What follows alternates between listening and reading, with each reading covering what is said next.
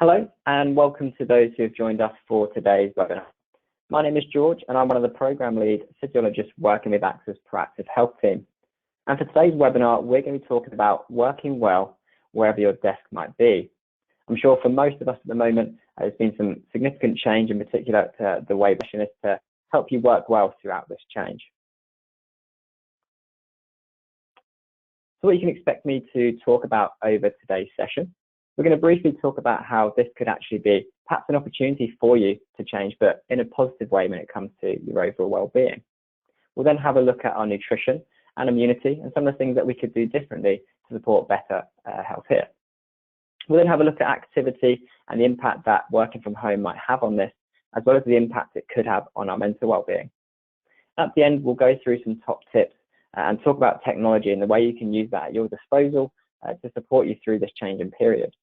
There'll be a quick summary at the end, as well as an opportunity for you to ask some questions. So you should find on the right-hand side of your screen a chat box, and if you pop a question in there, it will come through to me. And what I'll do at the end is I'll look through those questions and pick out some common ones to answer. The first thing I mentioned is just having to think about this opportunity to change, and perhaps a change in a positive way. For many of us, change can be quite daunting. You might be feeling a little bit anxious, a little bit fearful about what's to come. But actually, what I want you to do throughout today's session is have a think about the positives that could come from this change. And I wanted to start here with a nice quote from Michelle Obama. And she said that we need to do a better job of putting ourselves higher on our own to-do list. And how that refers into today's session is thinking about your well-being.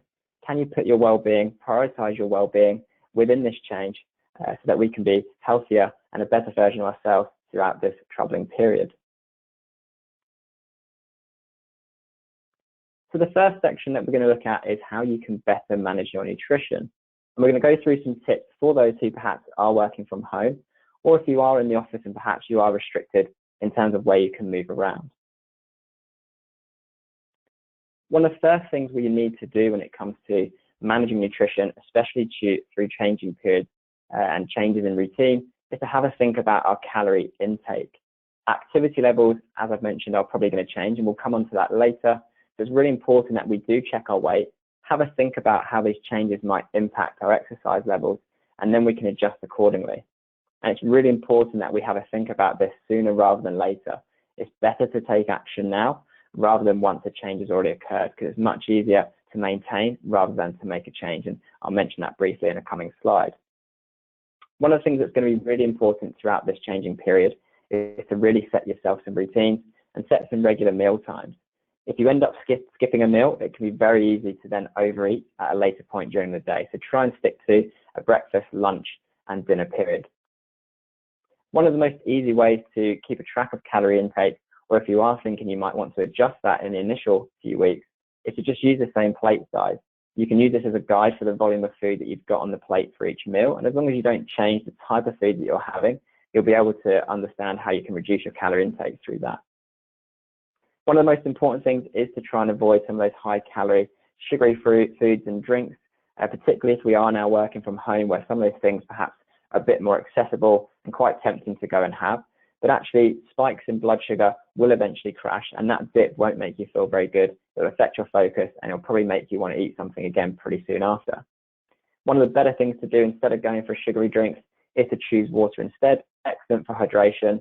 And if you want to spice it up a little bit, you could put something like ginger in there, or maybe add some fresh fruit slices just to give it a bit of extra flavor.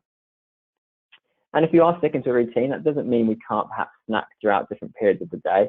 But again, just be cautious of the type of foods we might eat, the processed foods, the tasty things, unfortunately, like crisps, chocolates, biscuits, cakes. These are going to be high in calories. Instead, can we go for alternatives such as fruit or a handful of nuts? And although these might contain some sugars in themselves, actually they've got a lot of fiber and a lot of protein, which helps us feel fuller for longer. So it will hopefully make you not want to snack further into the day. As I mentioned on that last slide about trying to maintain rather than diet later on, you can see here that if we are looking to lose weight, so let's say our weight did go up in this initial period because we weren't cautious about what we're eating, it might take 7,000 calories to try and lose a kilo, whereas actually just to maintain that, we're looking at 5,500 calories. So it's really important to have a think now rather than later about what you can do to adjust your diet accordingly to the changes we're experiencing.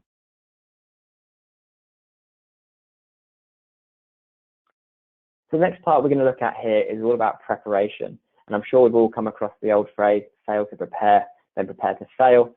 And that's not wrong here when we think about nutrition. And it doesn't have to be a chore. You can actually turn this into a fun experience.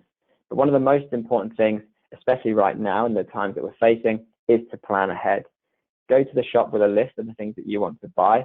So rather than when it comes to a lunch break and you're not sure what you've got in the fridge, and then because you haven't got an idea, you're just going to reach for the closest thing or something that's already in a packet that's probably not so healthy for us, you'll know that you've got a list of ingredients in there that you can make something healthy and tasty. And it's going to be very important right now as well to plan ahead for some alternatives. You may have noticed that a lot of foods are going to go out of stock in local stores at the moment. So although you may not be able to buy your typical foods, there should be some other alternatives still in stock that you can buy. So do try and plan ahead. When you are at the supermarket, if we think about trying to build in a bit more activity that we might lose through these changes, you could walk instead than drive down there at the moment. And when you are there, then don't stick to the same foods. As I said, try something new. There might not be the options that you normally go for. So do try and be daring, but go with a plan so you do get the healthier options. And you could go with a friend as well to get a bit more inspiration. It could be that you try and find a friend who goes for healthy options. One of the things obviously to consider here at this point as well with the social distancing, we don't really going in large groups. So maybe once this all calms down a little bit, that'll be a better option to look to in the future. You could try growing your own fruit and veg to keep it exciting. I personally find that's quite a good way to de-stress as well and to have regular breaks throughout the day, just to keep an eye on the veg that you're growing. But also, you're probably more likely to try new things if it's something you've grown yourself.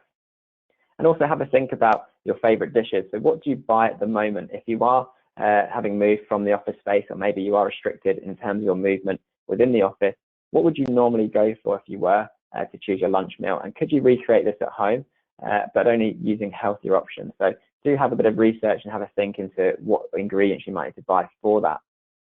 And as we've said already, you can actually make this quite a fun experience. Setting yourself a lunch break where you do give yourself time to cook can be an opportunity to just step away from the workspace, to relax and be a bit more mindful. And actually you could put some music on and try and enjoy yourself during that. Another thing we would recommend perhaps for remote workers is actually to maybe use their breaks to host a friend or family member for a short period of time, just to get together and share a lunch. But again, as we are in this period of time where we are socially distancing, perhaps we won't do that face to face. That doesn't mean you couldn't set up a video call with a friend or a colleague, set that time of the day when you are going to have your lunch, and then have a chat as you share lunch together at the same time. There are plenty of things you can do with nutrition. You just need to spend a bit of time planning in advance. Another important thing to consider is your hydration. Now, this can be very easy to forget when you are changing routine and perhaps when you are working from home. But what you need to do is consider how much you need personally. And there is an equation on the slide now that hopefully you can see. And you can try using that, or just go for the general guidelines, which are 1.5 litres to 2 litres a day, or around about 8 glasses. So what you should do is try and find a bottle or a glass that you know the volume of. This can make it very easy to keep track of what you're consuming. Try not to rely on caffeine, because caffeine actually is a dehydrator. So it does cause us to lose more water. So try and drink water, as we said earlier, add some fruit slices or something like that for flavor. Hopefully as well, you're going to be thinking about your activity, your exercise levels, and perhaps what we can do more in terms of that front with the changes we're experiencing. But if we are going to sweat through this period, then just bear in mind we might need to have a little bit more fluid intake as well. And you don't have to get your fluid just through liquids that we drink. There are actually meals and snacks that you can choose that themselves contain a lot of water. So you've got things like soups, jelly pots. My favorite probably is to have some salad or vegetables at lunchtime. Simply adding a bit of lettuce, cucumber, tomato to a sandwich can add that. Smoothies, obviously be cautious about how much fruit we're going to add here because of the sugar. We can add some vegetables in here as well. Yogurt's another good option, as well as fresh fruit. Now, if you are listening in live and you do work within the AXA Global Health team, if you do head to one of your communal fridges, you should find some soups and jelly pots that you can have after today's session free of charge. Okay, so important topic at the moment then is supporting immunity. So what can we do in these current times to make sure we are the healthiest version of ourselves? One of the important things to do is consider our food safety. When you're in the shops, checking the integrity of the food before you buy it. Have a look at that packaging. Make sure there's no holes, there's no cracks, or any visible discoloring of the food, because that can be a sign that actually it hasn't been stored correctly or it's had excess sun exposure. And then do understand the difference in the date. So there often will be a best before date, and this will be mostly to do with quality, but there will be also an expiry date. Now, this is the food safety, so make sure we're not consuming food after that expiry date. And then obviously, once you've bought that food, you do need to store that correctly, preserve it correctly. So do have a look on the back of the product if there is any labeling to explain how you should store that, but make sure you've got it in the right temperature and keep it away from direct sunlight. And also, if you are moving foods into a different container, do be careful the size you choose. Actually, extra air and humidity in that pot can actually affect the nutritional value as well as the quality of the food. So do be cautious with the size of container that you're using to store that food. And probably one of the most important steps right now is keeping the kitchen area clean. I'm sure we've all heard in the news about washing our hands regularly. We should also be thinking about the things we might touch on a day-to-day basis, especially if you are still in perhaps an area where there is a bit of a communal use of things such as kettles. Within that, you can actually have limescale where bacteria is trapped, but actually anything you're touching with your hands could be a place in which germs spread. Now, depending on what you've been able to find in your local supermarkets, I've personally found that a lot of cleaning products are low, if not out of stock. So actually there are alternatives you can use to cleaning, such as white vinegar. And now it's not going to smell the best compared to probably some of the antibacterial wipes you might get, but it does do a good job of disinfecting. It's very acidic, and in fact, actually it's quite strong for certain surfaces, so it's worth just bearing in mind that you might need to water that down. Other things that might be shared even at home as well, if you're now working at home and you're finding that other family members are around you at home, when we're sharing cups, do again rinse with something like vinegar, or very hot water is a good way to make sure they're nice and clean, or just stick to your own cup. And other appliances that you might use, things like dishwashers, microwaves, again, places that we've got heavy footfall, people touching, make sure that those are clean after each use. So that's where you need to take ownership on that. Make sure if you've used that item that you do clean it down before the next person uses it. Supplements is an interesting one. We've included this one. I mean, in my local supermarket, things like supplements, again, are going off the shelf. But really, you shouldn't need to use these if you do have a diet full of healthy foods. These will contain all your vitamins and minerals that are then vital for immune function. There might be certain groups of people that could be concerned, and therefore they might feel they need to supplement. But actually, you should speak to a professional first. GP again at the moment, perhaps we're not recommending, and GPs aren't taking appointments unless it's absolutely vital. So do see if you can find any virtual doctor service where you can discuss that. Because some of the things that you'll need to consider, and this is what you chat through with them, is, well, first of all, do you need to take that supplement? Are you not getting enough from the diet? What is then the dose that's going to be correct for you? And also how long you take it for, because actually there can be some negative side effects if you do take certain vitamins for too long. So some of the groups that might therefore think we need to have some of these vitamins and supplements, vitamin B12, veganism and vegetarianism is on the rise, which is great, but obviously typically meats contain a lot of our B12. So there are foods in which you can have plant-based foods that have this. Cereals are a great option. You can find cereals that are fortified with B12. And in fact, actually, even people who eat meat, actually processed meat doesn't contain a lot of B12 because preservatives and the way that it's processed actually causes that to lose that. So do have a think about certain cereals and avoid ones that are high sugar, but ones that are fortified with good vitamin B. Vitamin D at the moment, obviously, we've just come through the autumn, winter period, and we do get vitamin D through sunlight. So sometimes people do supplement over this period, but again, being cautious about how much you have, because too much vitamin D can actually cause a calcium buildup, and this can then weaken your bones, can damage the kidneys and the heart. So we don't want to have too much of that for too long. Same with vitamin C. Again, this one only is really needed if you have a poor diet. Adults need about 40 micrograms of vitamin C a day, and it's actually very easy to achieve if you do have the right diet.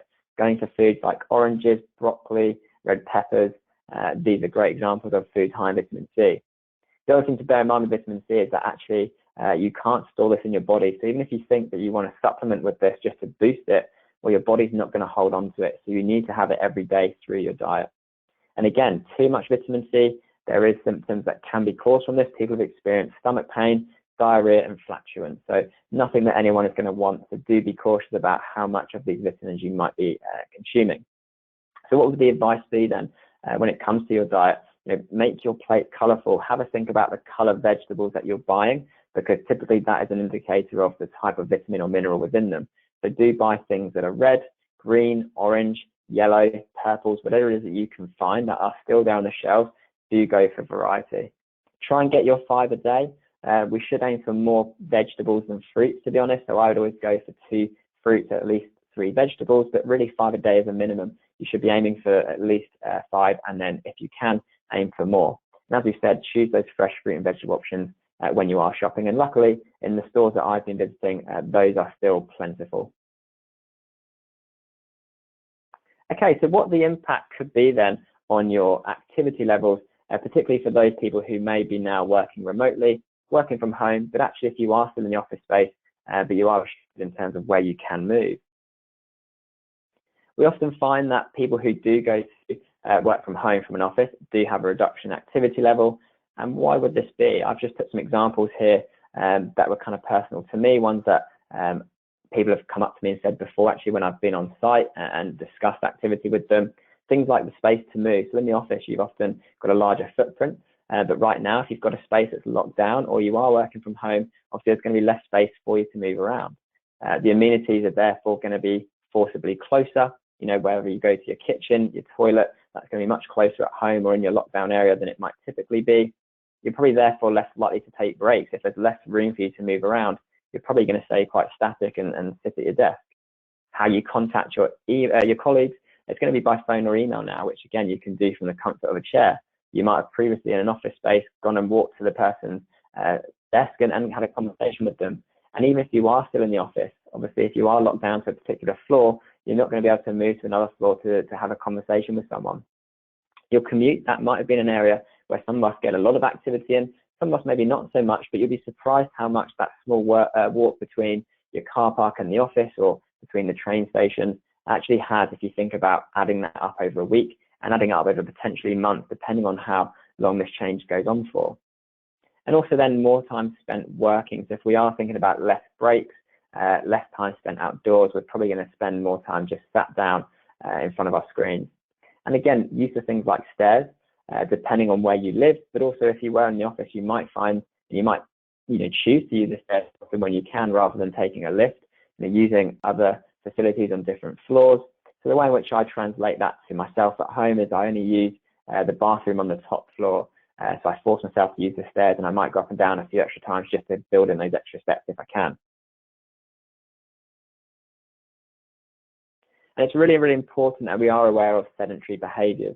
And there's lots of evidence to suggest that sitting down for too long can be a real risk to your health. And some of the evidence suggests that slow metabolism, impact on things like blood sugar regulation, so things like diabetes can be affected through that. Your blood pressure, as well as your body's ability to break down fat, can all be affected from the volume of time we spent sat down. And as we said previously, things like links to diabetes, if you're not breaking down as much body fat, your weight might stay the same. There might be a risk that actually we end up becoming overweight or obese. There's also suggestion that there's links to some cancers. So it's really, really important that we try and move as much as possible. And there's more evidence and research to back this. A study I really like was on bus drivers, and what they found was that bus drivers were twice as likely to have a heart attack compared to their bus conductor colleagues. And all they looked at was pretty much having a similar day-to-day routine outside of work, but when they were at work, those bus drivers did spend around about 90% of their shift being sat down, whereas the conductors were climbing an average of 600 steps each working day. So you can see the real impact of sedentary behaviour on potential risk there for health. So what is the advice? What's the guidelines? Well, the UK Chief Medical Officers do have a guideline for activity, which is 150 minutes of moderate intensity activity a week. Now, if you prefer to do something more intense, well, actually that counts for double. So you can do half that amount, let's say 70, 75 minutes of activity a week if it's intense. But actually, there's no real set limit on how long or how little we should spend being sat down. But the general consensus is, and the agreed message is, that we should try and move every 2 hours spent seated. And that can be even just for 1 or 2 minutes, 2 minutes. It doesn't have to be, 5-10 minutes getting away from the desk. That would be great if you could do that every time. But actually just standing up, moving around the small area you do have, even for a minute or two, will be beneficial. There's actually evidence now to suggest that sedentary behavior may lead to poor health outcomes independent of physical activity. So to achieve 150 minutes a week, we're looking at 30 minutes of activity 5 days a week. But actually, if you spend 8 hours sat down during the day and then you finish off with just 30 minutes of exercise at the end, there is evidence to suggest that the negative risks that come with that sedentary period of time actually are going to outweigh the benefits you get from that 30 minutes. It's really, really important that we do try and break up the amount of time we spend sat down. So what would perhaps be some top tips about staying active then throughout this period? If working from home, actually, this can open up some new opportunities for you. You can get active, and you can get active on your own terms. So when could you fit this activity in? Well, a really great way, one that I personally use, is breaks. So I go out for a walk. I do have a dog, so working from home, it's a great opportunity for me to have a pet, but I do use that as an opportunity to then go out for 10-15 minutes and just take him out and get away from the desk. As I mentioned earlier, using the stairs more often. So I typically use my upstairs toilets. If you can do that, then do that more often. If you are based in a flat, then actually, again, you should probably have some steps in that building regardless. So it might just be that on your break, you go out and you go up and down a few floors of steps. Thinking about that commute, so the time you did spend traveling to and from work, well, effectively, you've got that time back. Now, it can be very tempting to think, great, I've got a lay-in now. But actually, think about the positives we could get in terms of activity there, and it doesn't actually conflict with your normal routines that you would have had if you were traveling into the office. For some of us, we might have been more preferable to go to the gym, but actually, if you don't go to the gym, that's not a problem. You can actually do exercise with pretty minimal equipment. You could just have a mat to perform things like yoga, Pilates, any form of home workout. If you head to YouTube, you can find all sorts of cardio, HIIT sessions, so anything that's high intensity. Just be careful if you're new to exercise, you might not want to start there, but there's plenty of variety out there.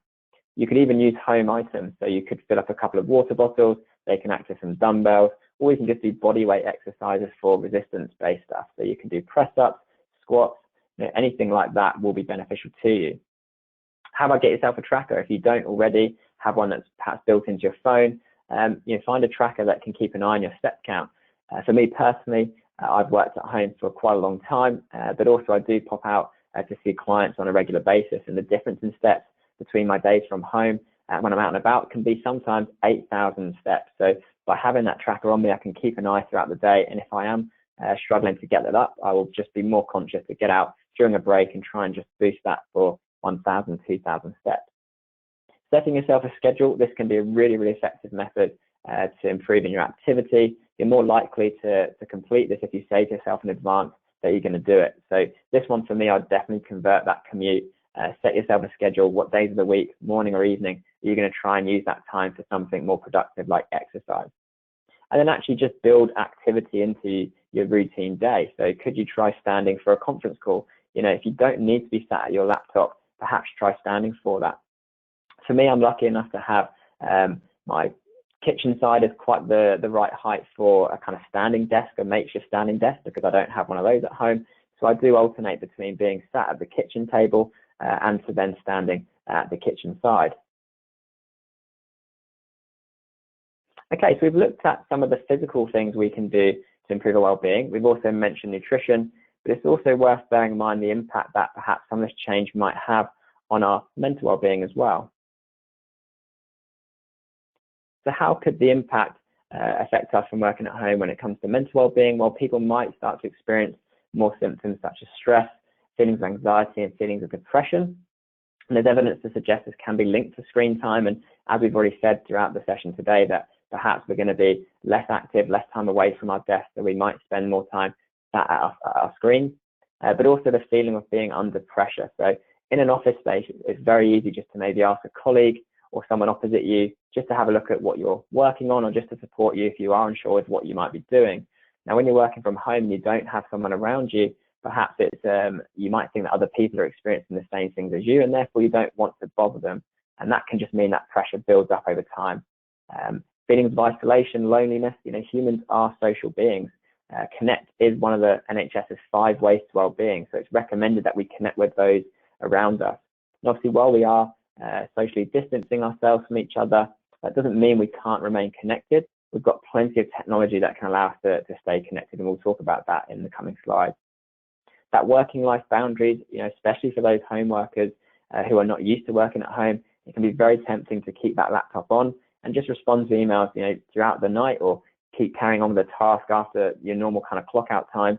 But again, this long term is not going to be good for mental well-being.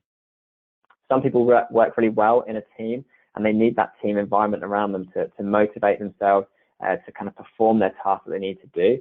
So actually self-motivating can be quite difficult for people who are new to working from home, especially as there's lots of distractions. So that self-discipline is really important. When you're in the office, you're probably less likely to pull out your phone and have a look at social media because you'll be worried about someone spotting you. Whereas when you're working from home, you don't have anyone looking over you. It can be quite tempting to do that, but it's really important to try and avoid that. And presenteeism, this is a massive one. It's actually affecting companies much more than absenteeism now. So although someone is there in physical presence, actually you're not really there in the sense that you're not quite focused. You might not be as productive as normal. Your performance drops, and therefore as a result, the whole team can suffer. Another sign of this can be procrastination, so avoiding tasks. You might find there's a really important task that you need to get done, but you'll find 1,000 reasons as to you need to have a drink first, you need to make yourself some food to give you energy, or there's a small task here that I need to just do first, and it'll come to the end of the day and you've left that really important task to the end, and then you'll be really stressed trying to get that in. So it's just important to be aware of the impact that can happen from the changing situation. Again, if we dig a little bit deeper into the feeling of loneliness, and there's been studies into self-employed home workers who reported almost 40% said they felt lonely, and this was due to the fact of those long working hours alone, as well as a lack of regular communication. So it's really important that over the coming days and weeks that you give yourself a bit of a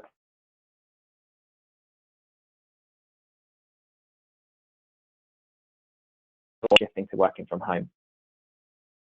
A really simple one, and we've already mentioned it: use technology. Pick up the phone, have a conversation with someone. It might be actually that in your team you decide to set 5 minutes aside with different members throughout the week and use that as a break just to have a chat. It could be to catch up on work, but it could just be to have a chat about something in your personal life. Sharing thoughts and feelings, having that deeper communication with someone helps to make you feel connected and help you to overcome those feelings of loneliness. So it might be that you need to talk to someone who you know and trust on a deeper level to be able to do that. You've also got real-time messaging and video conferencing, again using technology to your advantage here, because it's be a great way to take it to that next level. If you can see that person's face, it does have a much greater impact than just hearing someone through the phone. Make time for your family and friends, especially at this time. It might be that you want to contact parents, grandparents, brothers and sisters, those you haven't spoken to for a while. I'm sure everyone is experiencing some level of stress or anxiety to what's going on right now, and I'm sure they'll all appreciate having a quick conversation.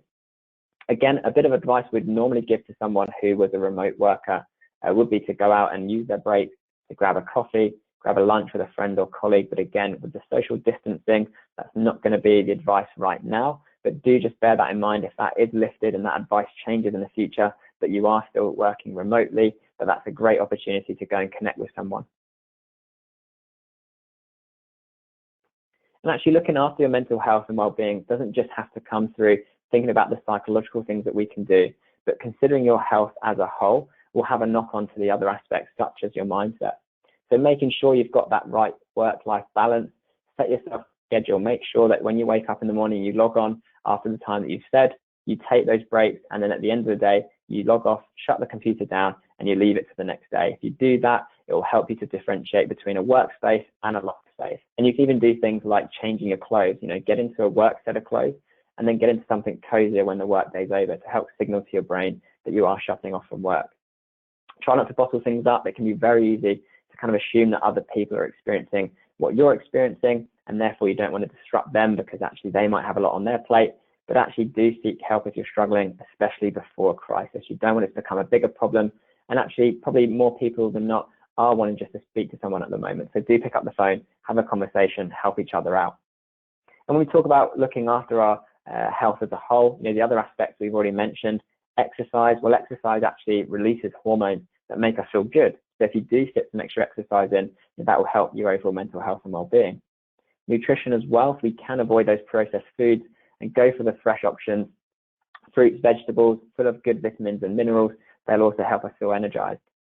Sleep is really important. Prioritize your sleep. You should be aiming to get 7 to 9 hours sleep. So think about the time you're going to be up in the morning and make sure you go to bed with enough time so you get that 7 to 9 hours. Hydration, we've mentioned already, you're aiming for that 1.5 to 2 liters. Just keep track of how much you're consuming and don't forget to consume your water as opposed to caffeine. Caffeine will dehydrate you and it will affect your focus throughout the day. And then lastly, your mindset. There are plenty of things you can do. And again, loads of good apps online. Things like mindfulness. You can find apps that will guide you through short 3-5 minute sessions of mindfulness. And again, could you build this into a break period throughout the day? So at this point, we've mentioned perhaps a lot of negatives and things to be aware of. It's important. We need to be aware of the changes that might happen to our mental health and well-being. So if we understand what could happen and we understand the signs and symptoms, we can work to make a beneficial change quicker. But actually, as we started with this session today, identifying positive from these changes, what positives can come out from perhaps working from home. Now, I personally, I chose the job that I do now because it offered working from home. So I've worked at home for 3 years and I've really enjoyed it.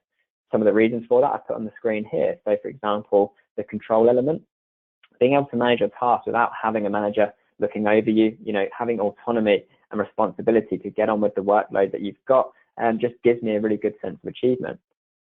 Having the flexibility to fit other tasks in during the day, I personally will fit in things like washing, cleaning as well. In your breaks, when you've got 10-15 minutes, quick, easy tasks that you can do, that typically these are chores that you would leave to the weekend. Well, actually, you can do that during your working day and save yourself time to do something more enjoyable at the weekend. You can be creative. So again, if you're in a normal workspace with lots of people around you, you probably typically stick to the mold in terms of what's been done before. But if you're working from home, it gives you a chance to try something new without anyone looking at what you're doing. And actually, you might find it does turn out to be something more successful that you can then share with the rest of the team. You can be more productive if you've got less time commuting in particular, depending on how you get to work in the mode of transport. Things like traffic that can delay you. Well, you don't have to worry about that. You can have your workstation set up, ready to go. You can, get out of bed, have your shower, have your breakfast, and you're ready to crack on and get more done in less time. There is obviously a good social benefit. And again, right now, maybe this is probably not something that will be as prolific. But again, if you would normally have 30, 40, even 60 minutes traveling, you could use that time for something now positive. So rather than just signing off from work and doing nothing, almost treat that commute time as something you can do towards yourself. Maybe do some activity, do some reading, do something that you enjoy. And hopefully when this does all die down, if you do find yourself working from home, use that for social activities, meet up with friends, meet up with family members.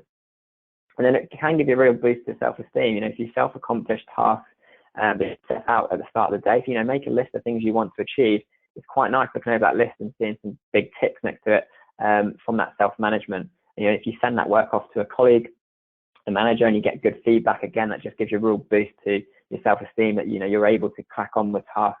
You don't need anyone to guide you through that. So there are plenty of benefits that you can get from working at home. So I want you just to have a think now about some of the benefits that you can see coming through in the future from this opportunity where you are now working from home. Okay, we're going to get to more of a summary point where we're going to go through some kind of quick tips in terms of things you should do, things you shouldn't do, as well as what we can do with technology that we have at our disposal. And obviously, we need to be conscious in terms of these changes when we are working remotely. So, for example, a lot of the session we've mentioned, the use of things like emails or phone calls to stay connected to people. But in particular, have a think about emails in terms of the volume that you might be now sending or what people might be receiving. Again, if you're in an office space, you're probably less likely to send emails because you can have a quick chat with someone face to face. So now just have a think about the volume of traffic that people are probably receiving. Do you need to always send that email that just says thank you, for example? People are going to have a lot of emails here. So can we keep those clear and concise for the important things? Perhaps use a phone call instead, save that back and forth for something really easy. Have a quick 5-minute conversation with someone. Even using social groups, group chats, this can be a great way just to keep in contact with your team.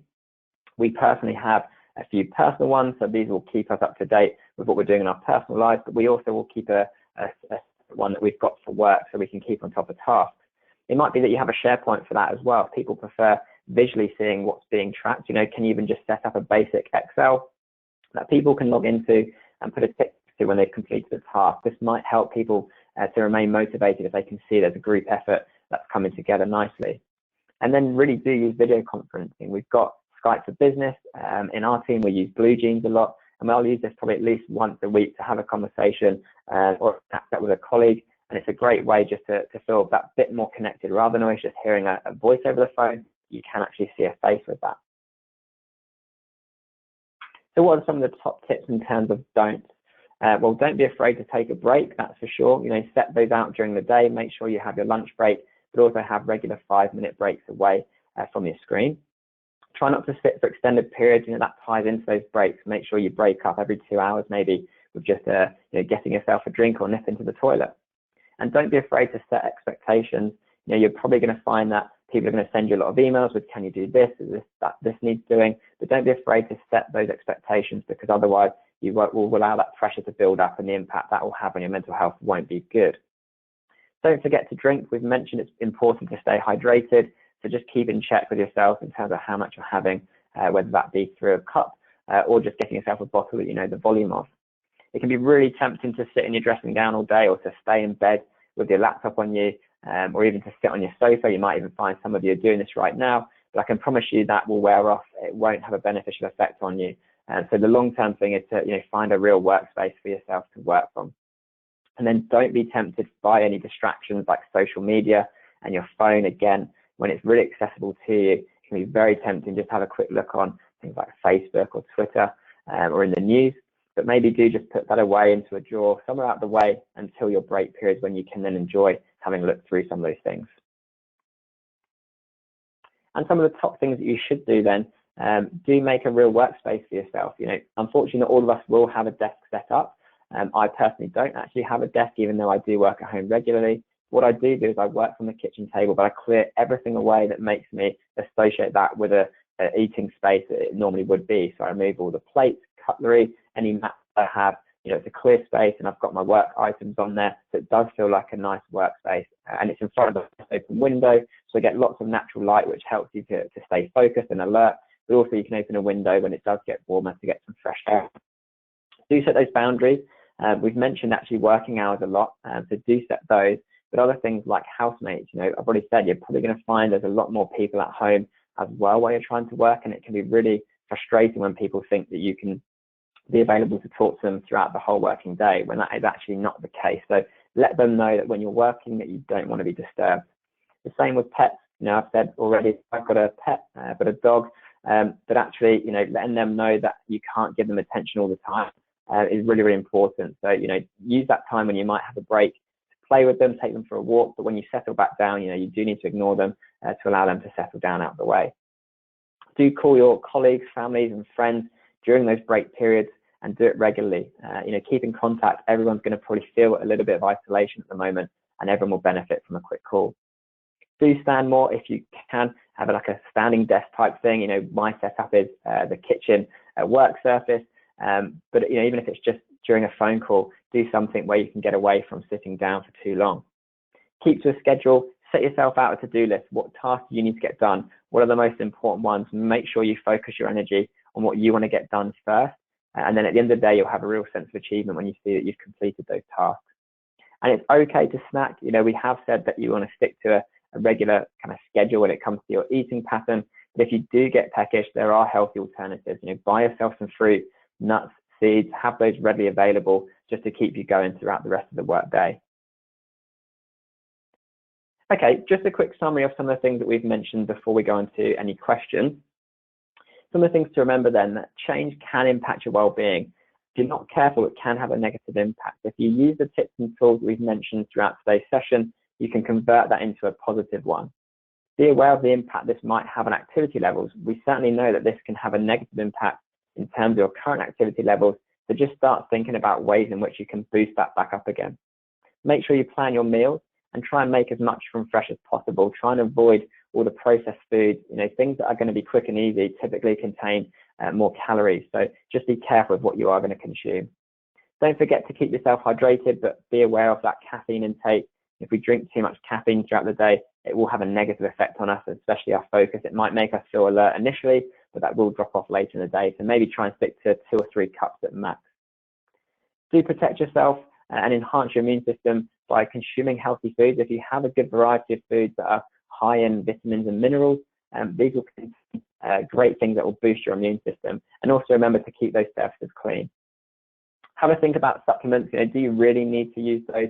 For many of us, the answer is going to be no. We get everything we need through a healthy, balanced diet.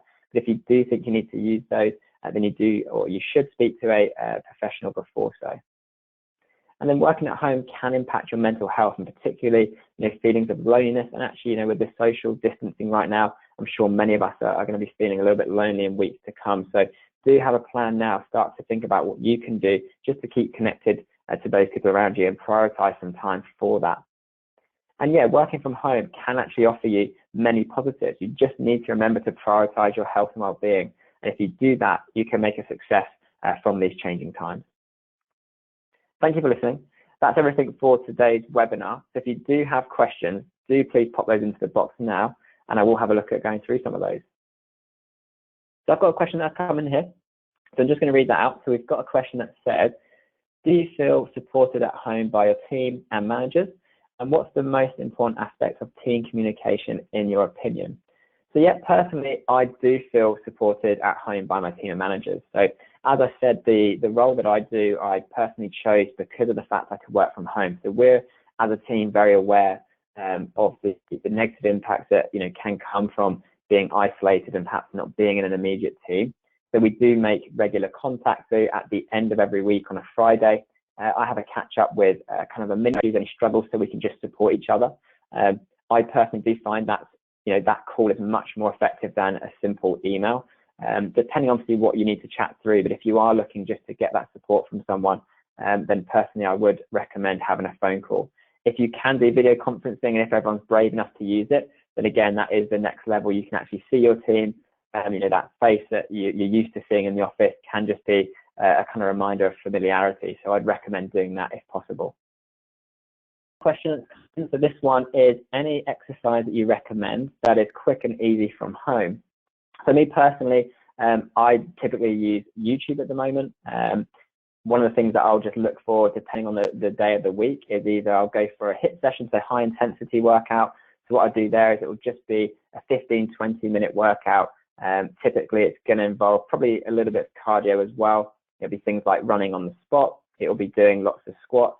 It'll be doing lots of press ups. So pretty much anything that's body weight. I will look for things that don't include necessarily using any equipment.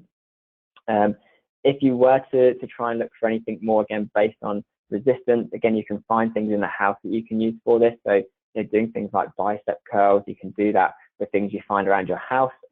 You can quite easily access and probably still order resistance bands. These are, again, a great way that you don't have to have heavy weights laying around, but you can have some bands that are very easy to put away quick and easily. So do try and have a think what you would prefer. Are you someone that doesn't enjoy things like high intensity workouts? Or perhaps you prefer things like yoga, Pilates? Again, if you've got yourself a mat or a soft surface like a carpet, you can quite easily perform core activities, things like planking. These are great ways to build up the core stability. So we've got another one here. What's your favorite quick meal to make when you push your time? That's a really good question. So I actually will, at the end of the weekend on a Sunday, with the kind of leftover veg that perhaps hasn't been used throughout the week because I've gone out and then probably bought some fresh ready for the rest of the week, I will always make a soup, because actually soup does have a longer life than you might realize if you store it correctly. So what me and my wife will do is we'll have a kind of vat of soup then that we can quickly get out and have that. If I'm thinking of another alternative, it's vegetables in things like sandwiches. Having things like tomatoes, cucumber, salad, things that are available It doesn't take long just to wash and cut up some of those, add to a sandwich that you're making, with any other meat or any other spread that you're interested in, and that can be quick and easy. Probably my third favorite one is vegetable sticks and hummus. Hummus has got good protein in it, so it helps you to feel fuller for longer, and the same with vegetables. So I normally cut up some carrot, cucumber, peppers, and you can quickly, if you are pushed for time, quickly dip in those, and it gives you some good nutrition. It looks like that is the extent of the questions that we've had come through today. Thank you for those who have listened. If I do find there are any questions that have been missed, what I'll do is I'll take a note of those. We'll put an answer sheet together, and that can then be attached to a recording of today's session. So if you have missed this, or you know someone who's missed this, they can catch up with today's webinar at a later date. Okay, thank you for listening.